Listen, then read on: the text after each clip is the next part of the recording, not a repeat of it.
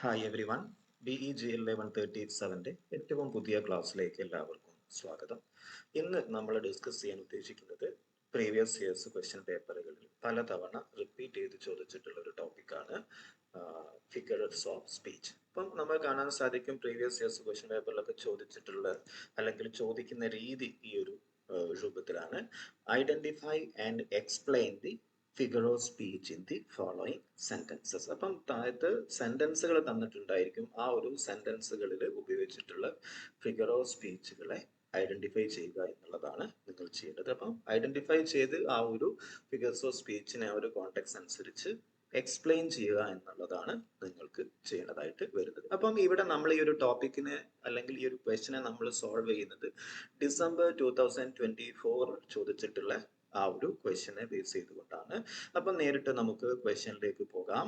Identify and explain the figure of speech in the following sentences. അപ്പൊ ഇവിടെ നിങ്ങൾ ശ്രദ്ധിക്കേണ്ട കാര്യം, നമ്മൾ 4ഓളം ഫിഗർ ഓഫ് സ്പീച്ചുകളെയാണ് നമ്മൾ ഇവിടെ ഡിസ്കസ് ചെയ്യുന്നത് അല്ലെ. അപ്പം ഈ ഒരു സെയിം ക്വസ്റ്റ്യൻ എവിടെ ചോദിക്കാൻ ചാൻസ് ഉണ്ട്? നമുക്ക് ഇന്നലെ ലാസ്റ്റ് ഡേ നമ്മൾ ഡിസ്കസ് ചെയ്ത ടോപ്പിക് നിങ്ങൾക്ക് അറിയാവുന്നതാണ്.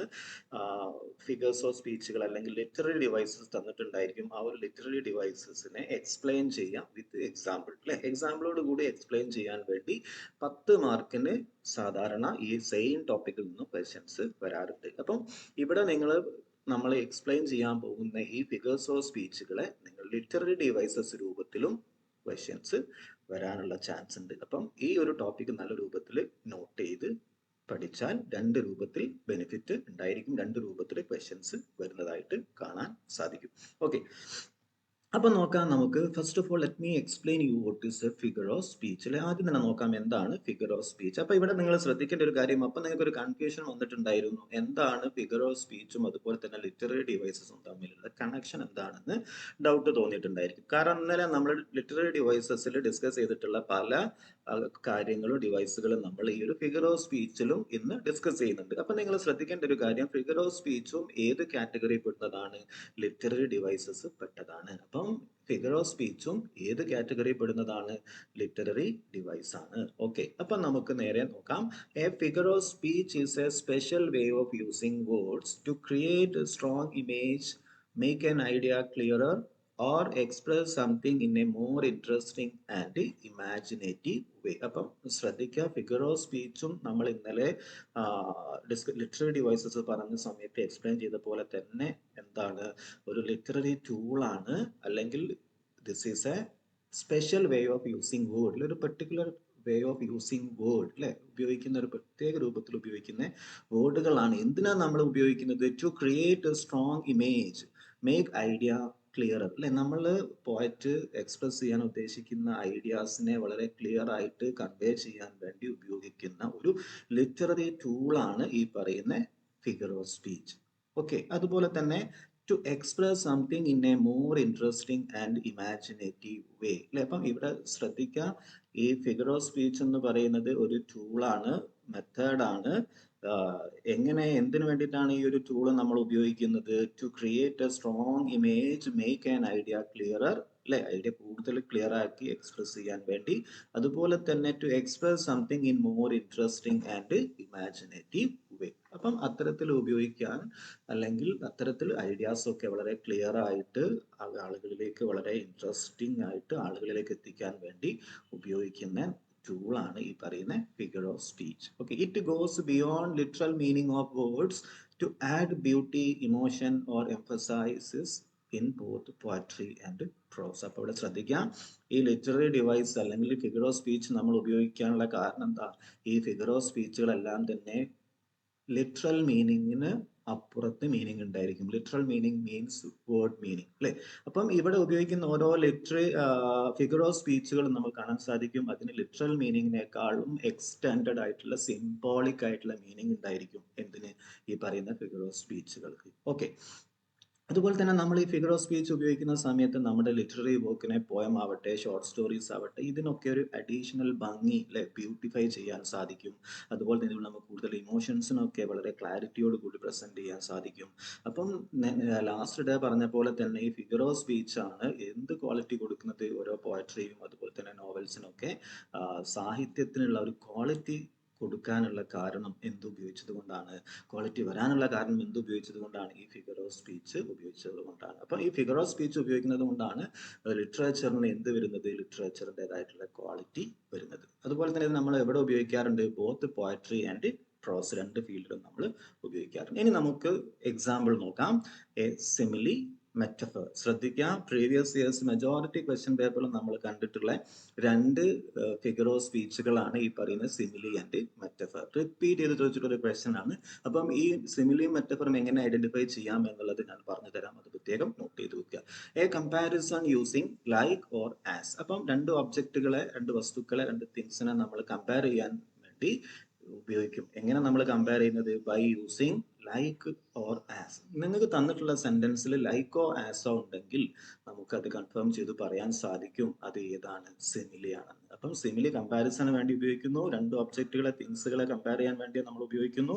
അതും എങ്ങനെ കമ്പയർ ചെയ്യുന്നത്, by using like or as. She is as fast as cheetah. അല്ലെ, മെറ്റഫർ നോക്കി നിങ്ങൾ, a direct comparison without using like or as. അല്ലെ, എന്നാൽ മെറ്റഫർ എന്ന് പറയുന്നത് ഡയറക്റ്റ് കമ്പാരിസൺ ആണ്. ഇവിടെ എന്ത് ഉപയോഗിക്കുന്നില്ല, without using like or as. അല്ലെ, സിമിലി ഏതാണ്, ലൈക്കോ ആസോ ഉപയോഗിച്ചിട്ടുള്ള കമ്പാരിസൺ ആണ് സിമിലി എന്ന് പറയുന്നത്. എന്നാൽ മെറ്റഫർ എന്ന് പറയുന്നത് ഡയറക്റ്റ് കമ്പാരിസൺ ആണ്, അതും എങ്ങനെ, without using like or as. അല്ലെ, സെന്റൻസ് കണ്ടാൽ കാണാം, time is A thief. Time is A thief. നമുക്ക് ടൈമിനെ എന്തായിട്ടാണ് കമ്പയർ ചെയ്യുന്നത്, തീഫായിട്ടാണ്. എന്ത് ഉപയോഗിക്കുന്നില്ല, ലൈക്ക് ഉപയോഗിക്കുന്നില്ല. ഓക്കെ, അപ്പം ആ ഒരു ഡിഫറൻസ് പ്രത്യേകം നോട്ട് ചെയ്ത് വെച്ചോളാം. ഇനി നമുക്ക് ഓരോന്നും 1 by 1 ആയിട്ട് നോക്കാം. ഡിസംബർ 2024 ചോദിച്ചിട്ടുള്ള ഫസ്റ്റ് ക്വസ്റ്റ്യൻ ആണ്, നോക്കാം. This is the beginning of the end. അപ്പം ഡിസംബർ 2024 ചോദിച്ചിട്ടുള്ള ക്വസ്റ്റ്യൻസ് 1 by 1 ആയിട്ട് നമ്മൾ സോൾവ് ചെയ്യാണ്. എങ്ങനെ സോൾവ് ചെയ്യണം എന്നുള്ള കാര്യവും നമ്മൾ ഇതിനിടയിൽ ഡിസ്കസ് ചെയ്യും. അപ്പം പ്രത്യേകം നോട്ട് ചെയ്ത് വെച്ചോളാം. This is the beginning of the end. This is the beginning of the end. അല്ലെ, ഇവിടെ ഉപയോഗിച്ചിട്ടുള്ള ഫിഗർ ഓഫ് സ്പീച്ച് എന്ന് പറയുന്നത് പാരഡോക്സ് ആണ്. അല്ലെ, പാരഡോക്സ് ആണ്. എന്തുകൊണ്ടാണ്, അല്ലെങ്കിൽ ആദ്യം നമുക്ക് നോക്കാം എന്താണ് പാരഡോക്സ്, അതിനുശേഷം നമുക്ക് നോക്കാം എന്തുകൊണ്ടാണ് പാരഡോക്സ് ആവുന്നത് നോക്കാം. അപ്പം പാരഡോക്സ് എന്ന് പറഞ്ഞ ഒരു ഫിഗർ ഓഫ് സ്പീച്ച് ആണ്, അല്ലെങ്കിൽ ലിറ്റററി ഡിവൈസ് ആണ്, വിച്ച് എ സ്റ്റേറ്റ്മെന്റ്, അത് സ്റ്റേറ്റ്മെന്റുകളായിരിക്കും. അല്ലെ, അപ്പം പാരഡോക്സ് എന്ന സ്റ്റേറ്റ്മെന്റ് ആണ്. ആ സ്റ്റേറ്റ്മെന്റിന്റെ പ്രത്യേകത എന്താണ്, appears to contradict itself but may reveal a deeper truth or meaning upon closer examination. അപ്പം ആ ഒരു സ്റ്റേറ്റ്മെന്റിന്റെ പ്രത്യേകത, ആ സ്റ്റേറ്റ്മെന്റിൽ കോൺട്രഡിക്റ്റിംഗ് ഐഡിയാസ് ഉണ്ടായിരിക്കും, ഓപ്പോസിങ് ഐഡിയാസ് ഉണ്ടായിരിക്കും. നോക്കി നിങ്ങൾ, ഇവിടെ ഓപ്പോസിങ് ഐഡിയാസ് ഉണ്ടോ നോക്കി നിങ്ങൾ. Beginning and end. ബിഗിനിങ്ങും എൻഡും എന്ന് പറഞ്ഞാൽ രണ്ട് എക്സ്ട്രീം ആണ്, അല്ലെ, രണ്ട് ഓപ്പോസിങ് ഐഡിയാസ് ആണ്, കോൺട്രഡിക്റ്റിംഗ് ഐഡിയാസ് ആണ്, അല്ലെ. അപ്പം ഇവിടെ ഇങ്ങനെ രണ്ട് കോൺട്രഡിക്റ്റിംഗ് ഐഡിയാസ് പ്രസന്റ് ചെയ്യുന്ന സ്റ്റേറ്റ്മെന്റിനെയാണ്, സെന്റൻസിനെയാണ് നമ്മൾ എന്ത് പറയുന്നത്, പാരഡോക്സ്. ഇങ്ങനെ കോൺട്രഡിക്റ്റിംഗ് ഐഡിയാസ് അപ്പിയർ ചെയ്യുന്നുണ്ടെങ്കിൽ ആ ഒരു സെന്റൻസ് എന്തായിരിക്കും, പാരഡോക്സ് ആയിരിക്കും, അല്ലെ. പിന്നെ നോക്ക് നിങ്ങൾ, but may reveal a deeper truth or meaning upon closer examination. അതേസമയം നമ്മളത് ക്ലോസ് ആയിട്ട് നമ്മൾ എക്സാമിൻ ചെയ്യുകയാണെങ്കിൽ ആ സെന്റൻസ് കറക്റ്റ് ആണ്, കറക്റ്റ് ആയിരിക്കും. പക്ഷെ ഒരു ഡീപ്പർ ആയിട്ട് ഒരു ക്ലോസ് എക്സാമിനേഷൻ നടത്തണം. ഇവിടെ നോക്ക് നിങ്ങൾ, ഇത് യഥാർത്ഥത്തിൽ ആ ഒരു സെന്റൻസ് എന്താ മീൻ ചെയ്യുന്നത്, this is the beginning of the end. അല്ലെ, എൻഡ് തുടങ്ങുകയാണ്, അതിന്റെ അവസാനിക്കൽ, അല്ലെങ്കിൽ അത് എൻഡ് ചെയ്യാൻ വേണ്ടി അതിന്റെ ഒരു അവസാനം തുടങ്ങി കഴിഞ്ഞു എന്നാണ് ഉദ്ദേശിക്കുന്നത്, അല്ലെ. പക്ഷെ നമ്മൾ സെന്റൻസിനെ ഫസ്റ്റ് അപ്പിയറൻസ് നോക്കുന്ന സമയത്ത് രണ്ട് കോൺട്രഡിക്റ്റിംഗ് ഐഡിയാസ് ആണ്, ഏതൊക്കെ, ബിഗിനിങ്ങും എൻഡിങ്ങും, അല്ലെ. അപ്പം അത് പ്രത്യേകം ശ്രദ്ധിക്കുക. ഇങ്ങനെ കോൺട്രഡിക്റ്റിംഗ് ഐഡിയാസിനെ പ്രസന്റ് ചെയ്യുന്ന സ്റ്റേറ്റ്മെന്റ് ആണോ, സെന്റൻസ് ആണോ, അത് ഏതായിരിക്കും കുട്ടികളെ, പാരഡോക്സ് ആയിരിക്കും. ഓക്കെ, നോക്കൂ, എക്സ്പ്ലനേഷൻ നോക്കൂ. Sentence contain A contradiction, A beginning that lead to an end. It seems illogical at first, but it makes sense when we understand it means something is starting to end. അല്ലെ, അപ്പൊ നോക്കുന്ന സമയത്ത് നമുക്ക് മനസ്സിലാക്കാൻ സാധിക്കും എന്ത്, ഏതൊന്നിന് ending start ചെയ്യാനുള്ളത് close എക്സാമിനേഷനിലൂടെ നമുക്ക് മനസ്സിലാക്കാവുന്നതാണ്. അപ്പം ഈ ഒരു സെന്റൻസ് എന്തിന് എക്സാമ്പിൾ ആണ്, പാരഡോക്സ് ആണ്. ഓക്കെ, അപ്പം പാരഡോക്സ് എന്താണെന്ന് മനസ്സിലായി, എന്തുകൊണ്ട് ഈ ഒരു സെന്റൻസ് പാരഡോക്സ് ആവുന്നു എന്നും മനസ്സിലായി. അപ്പം നിങ്ങൾ ഈ ഒരു 5 മാർക്കിനുള്ള ക്വസ്റ്റ്യൻ ആയിട്ടും ചിലപ്പം ചോദിക്കാൻ സാധിക്കും. Literary devices explain with example ചോദിക്കുകയാണെങ്കിലും നിങ്ങൾക്ക് ഈ രൂപത്തിൽ തന്നെ എക്സ്പ്ലെയിൻ ചെയ്യാൻ സാധിക്കുന്നതാണ്. ഓക്കെ, ഇനി രണ്ടാമത്തെ ക്വസ്റ്റ്യൻ ആണ്, she is a skinny as a toothpick. നോക്ക് നിങ്ങൾ, she is as skinny as a toothpick. അല്ലെ? ഇത് നോക്ക് നിങ്ങൾ, എക്സാമ്പിൾ ഏതാ നോക്ക് നിങ്ങൾ, സിമിലി ആണ് അല്ലെ? എങ്ങനെ സിമിലി ആവുന്നു? നേരത്തെ ഞാൻ പറഞ്ഞിട്ടുണ്ടായിരുന്നു, എക്സാമ്പിൾ പറഞ്ഞിട്ടുണ്ടായിരുന്നു. ആസോ ലൈക്കോ വന്നു കഴിഞ്ഞാൽ സ്വാഭാവികമായിട്ടും ആ ഒരു സെന്റൻസ് എന്തായിരിക്കും? സിമിലി ആയിരിക്കും. രണ്ട് വസ്തുക്കളെ കമ്പയർ ചെയ്യുന്നത്. അതും എങ്ങനെ കമ്പയർ ചെയ്യുന്നത്? ഷീ ഈസ് ആസ് സ്കിന്നി അല്ലെ? ഏതിനെ പോലെ അല്ലെ? കണ്ടോ നിങ്ങൾ, ആസ് ഉപയോഗിച്ചുകൊണ്ടാണ് ഇവിടെ കമ്പാരിസൺ വരുന്നത്. അപ്പം ഫിഗർ ഓഫ് സ്പീച്ച് ഏതാണ്? സിമിലി ആണ്. അപ്പം സിമിലിയിൽ എന്തായിട്ടും തീർച്ചയായിട്ടും ഒരു ക്വസ്റ്റ്യൻ വന്നിരിക്കും. അപ്പം സിമിലി ആവണമെങ്കിൽ there should be word, ഏതൊക്കെ വേർഡ് ഉണ്ടായിരിക്കണം? വേർഡ്സ് ഏതൊക്കെ? Like or as. A simile compares two unlike things using as or like. Here the girl is compared to toothpick to show she is very thin. Comparison is direct and help us visualize her appearance. അപ്പം അത് പ്രത്യേകം ശ്രദ്ധിക്കാം. അപ്പം ഇത്തരത്തിൽ വരുന്ന കമ്പാരിസണെയാണ് നമ്മൾ എന്ത് പറയുന്നത്? സിമിലി എന്ന് പറയുന്നത്. ഓക്കെ, മറ്റൊന്നാണ് ഹാസ് മൈക്ക് ഗോട്ട് വീൽസ്. നോക്ക് നിങ്ങൾ, ഹാസ് മൈക്ക്, മൈക്ക് എന്ന് പറയുന്ന ഒരാളുടെ പേരാണ്. ഹാസ് മൈക്ക് ഗോട്ട് വീൽസ് അല്ലെ? അത് എങ്ങനെ നോക്ക്, അദ്ദേഹത്തിന് വീൽസ് കിട്ടിയോ എന്നാണ് ചോദിക്കുന്നത്. യഥാർത്ഥത്തിൽ മൈക്കിന് അല്ലെങ്കിൽ മൈക്കിന് വീൽസ് കിട്ടിയോ എന്നാണ് അല്ലെ? അപ്പൊ നോക്ക് നിങ്ങൾ, ഏതാണ് ഫിഗർ ഓഫ് സ്പീച്ച്? ഏതാ? മെറ്റോണമി ആണ് അല്ലെ? മെറ്റോണമി എന്ന് പറഞ്ഞാൽ എന്താ നോക്ക് നിങ്ങൾ. Metonymy is a figure of speech in which one word or phrase is replaced with another that is closely related to it അല്ലെ? അപ്പം ശ്രദ്ധിക്കാം, നമ്മൾ ഫിഗർ ഓഫ് സ്പീച്ചിന്റെ ഒരു പ്രത്യേകത, ഒരു വേർഡോ ഫ്രേസോ റീപ്ലേസ് ചെയ്ത് വരിക. അത് എങ്ങനെ റീപ്ലേസ് ചെയ്ത് വരിക? ആ ഒരു വേർഡുമായിട്ട് ക്ലോസ്ലി കണക്റ്റഡ് ആയിട്ടുള്ള മറ്റൊരു വേർഡ് വെച്ചുകൊണ്ട് ഒരു വേർഡിനെയോ ഫ്രേസിനെയോ നമ്മൾ റീപ്ലേസ് ചെയ്യുക അല്ലെ? ഇവിടെ എക്സാമ്പിൾ നോക്കിയാൽ തന്നെ മനസ്സിലാവും നിങ്ങൾക്ക്. ഇവിടെ വീൽ എന്ന് പറയുന്നത് എന്താണോ? വെഹിക്കിൾ ആണ് അല്ലെ? വാഹനമാണ് അല്ലെ? അതാ ചോദിക്കുന്നത്, has Mike got a wheels എന്ന് ചോദിച്ചു കഴിഞ്ഞാൽ വീൽ എന്തിനാ റെപ്രസെന്റ് ചെയ്യുന്നത്? വാഹനത്തിനെയാണ്, കാറിനെയാണ്, വെഹിക്കിളിനെയാണ് റെപ്രസെന്റ് ചെയ്യുന്നത് വീൽ അല്ലെ? ഇങ്ങനെ ഒരു വേർഡോ ഫ്രേസോ അതുമായി ബന്ധപ്പെട്ട മറ്റൊരു വേർഡ് കൊണ്ട് റീപ്ലേസ് ചെയ്യുന്നതിനെയാണ് നമ്മൾ എന്ത് പറയുന്നത്? ആ ഒരു ടൂളിനെയാണ്, മെത്തേഡിനെയാണ്, രീതിയാണ് നമ്മൾ എന്ത് പറയുന്നത്? ഫിഗർ ഓഫ് സ്പീച്ച് ആയിട്ടുള്ള മെറ്റോണമി എന്ന് പറയുന്നത്. കോൺസെപ്റ്റ് ക്ലിയർ ആയോ?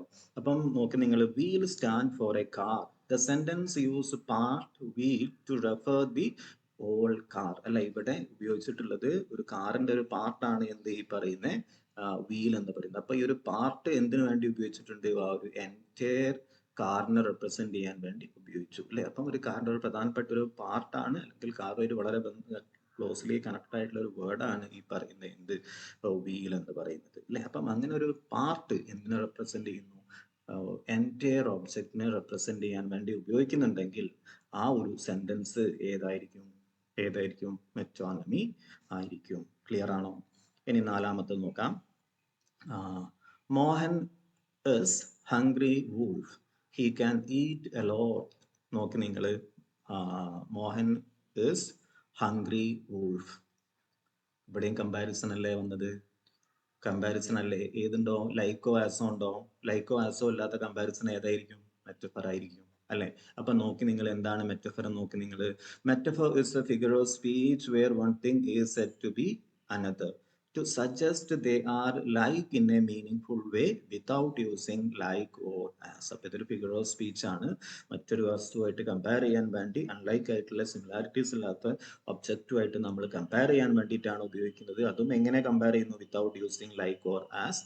അതാണ് ഇവിടെ പറയുന്നത്. Mohan is directly compared to hungry wolf without using like or as. The metaphor suggest that he eats with a great appetite like a wolf does in the wild. വൈൽഡിൽ എങ്ങനെയാണോ പിന്നെ wolf hungry ആവുന്നത്, ആ രൂപത്തിൽ ഇദ്ദേഹത്തിന് ഒരു അപ്പിറ്റൈറ്റിനെ, വിശപ്പിനെ കാണിക്കാൻ വേണ്ടിയാണ് ഈ ഒരു സെന്റൻസ് ഉപയോഗിച്ചിട്ടുള്ളത്. അപ്പം മോഹൻ ഈസ് ഹംഗ്രി വൂൾഫ്. അപ്പൊ ഡയറക്റ്റ് കമ്പാരിസൺ ആണ്, without using as or like ആണ്. അതുകൊണ്ട് നമുക്ക് പറയാൻ സാധിക്കും ഈ ഒരു സെന്റൻസ് എന്തിന് എക്സാമ്പിൾ ആണോ? മെറ്റഫറിന് എക്സാമ്പിൾ ആണ്. ഓക്കെ, അപ്പം ഇതും മനസ്സിലായിട്ടുണ്ടെന്ന് വിചാരിക്കുന്നു. ഇനി fifth one, the fair breeze blew, the white foam flew, the furrow followed free. നോക്ക് നിങ്ങൾ, ഇതൊരു പോയത്തിലെ ലൈൻസ് ആണ് തന്നിട്ടുള്ളത്. നോക്ക്, ഫിഗർ ഓഫ് സ്പീച്ച് ഒരു ആലിട്രേഷൻ ആണ്. എന്തിന് എക്സാമ്പിൾ ആണ്? ആലിട്രേഷൻ അല്ലെ? ആലിട്രേഷൻ എന്ന് പറഞ്ഞാൽ ഒരു ലിറ്റററി ഡിവൈസ് ആണ്, ഫിഗർ ഓഫ് സ്പീച്ച് ആണ്. ഇതിന്റെ ഒരു പ്രത്യേകത എന്ന് പറഞ്ഞാൽ, എങ്ങനെ ആലിട്രേഷൻ ആവുന്നതെന്ന് ചോദിച്ചാൽ, ഈ same sound, same letters repeat ചെയ്ത് വരിക. അതും എങ്ങനെ? ഓരോ വേർഡിന് വേർഡിലെ ബിഗിനിങ്ങിൽ അല്ലെ സെയിം ലെറ്റർ റിപ്പീറ്റ് ചെയ്ത് വരുന്ന ആ ഒരു രീതിയെ നമ്മൾ എന്ത് പറയുന്നത് alliteration എന്ന് പറയുന്നു. Alliteration is a figure of speech where the same sound or letter is repeated at the beginning of a closely connected word. അല്ലെ ഒരു സെന്റൻസിലെ അടുത്തടുത്ത് വരുന്ന വേർഡ്സുകളിൽ വരുന്ന ഫസ്റ്റ് ലെറ്റേഴ്സ് റിപ്പീറ്റ് ചെയ്ത് വരുന്നതിനെ നാം പറയുന്ന പേരാണല്ലോ എന്ത് alliteration. ഇവിടെ നോക്ക് നിങ്ങൾ ഏത് ലെറ്ററാണ് റിപ്പീറ്റ് ചെയ്ത് വന്നിട്ടുള്ളത് ദ ഫെയർ അല്ലെ. അതുപോലെ തന്നെ നമുക്ക് കാണാൻ സാധിക്കും എവിടെയൊക്കെ ഫെയർ, ഫോം, ഫൊറോ, നോക്ക് നിങ്ങൾ ഫ്ലൂ, ഫോളോഡ്, കണ്ടോ ഇങ്ങനെ എല്ലാം സെയിം കോൺസണന്റ് സൗണ്ടുകൾ ലെറ്റേഴ്സ് എന്ത് ചെയ്യുന്നുണ്ട് റിപ്പീറ്റ് ചെയ്ത് വരുന്നുണ്ട് അല്ലെ. ഇതൊക്കെ fair, foam, flu, furrow, followed, free, കണ്ടോ ഇങ്ങനെ ഡിഫറെന്റ് ലെറ്റേഴ്സിൽ ഡിഫറെന്റ് വേർഡിൽ സെയിം ലെറ്റേഴ്സ് ഫസ്റ്റ് റിപ്പീറ്റ് ചെയ്ത് വരിക. ഏത് ലെറ്റേഴ്സും ആവാം. ഇങ്ങനെ റിപ്പീറ്റ് ചെയ്ത് വരുന്ന ആ ഒരു രീതി ഉപയോഗിക്കുന്ന രീതിയാണ് നമ്മൾ സാധാരണ എന്ത് പറയുന്നത് ആ ലിറ്റററി ഡിവൈസിനെയാണ് നമ്മൾ alliteration എന്ന് പറയുന്നത്. ഓക്കെ, അപ്പം ഇത്രയാണ് നിങ്ങളുമായിട്ട് ഈ ഒരു വീഡിയോയിൽ ഡിസ്കസ് ചെയ്യാൻ ഉദ്ദേശിക്കുന്നത്, ഷെയർ ചെയ്യാൻ ഉദ്ദേശിക്കുന്നത്. അപ്പം നിങ്ങൾക്ക് പറയാനുള്ളൊരു കാര്യം, ഏത് ടോപ്പിക്കുകളാണോ നിങ്ങൾ കൂടുതൽ ഇമ്പോർട്ടൻ്റ് ആയിട്ട് തോന്നുന്നത് നിങ്ങൾ ഷെയർ ചെയ്യാം. എനിക്ക് കൺവീനിയൻ്റ് ആയി തോന്നുകയാണെങ്കിൽ, അത് ഇമ്പോർട്ടൻ്റ് ആയിട്ട് എനിക്ക് ഫീൽ ചെയ്യുകയാണെങ്കിൽ തീർച്ചയായിട്ടും അത്തരം ടോപ്പിക്കുകൾ നമ്മൾ ക്ലാസ്സുകൾ ചെയ്യാവുന്നതാണ്. Anyway, now let me stop here. Have A nice day.